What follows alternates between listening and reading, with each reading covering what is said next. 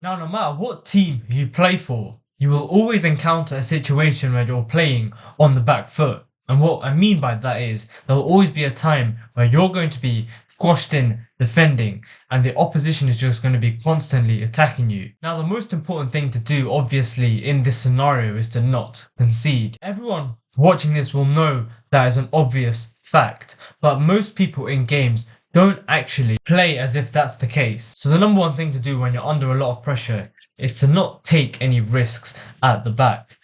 Meaning obviously no stupid rainbow flicks or roulettes in your own penalty box. But it's so easy when you're under pressure to just hope and look for a counter-attack every single time. And that's because, well, you think that because you're under a lot of pressure and the opposition team is most likely pinned very, very far forward, you probably think that if you can get the ball as quickly forward as possible every single time, there's going to be a chance where you end up getting the ball and you can end up scoring a quick counter-attacking goal by overloading the opposition.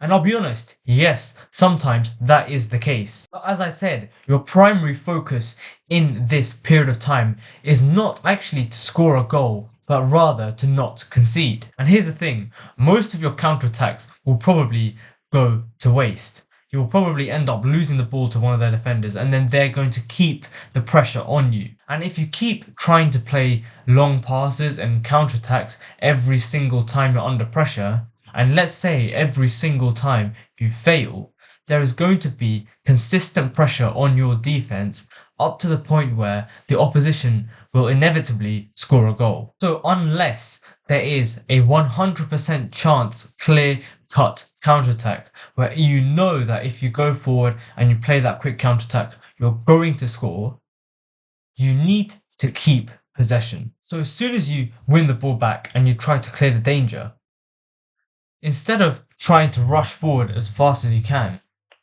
the opposition is obviously going to try and rush back and defend because they want to win the ball back as quickly as they can to keep the pressure on you.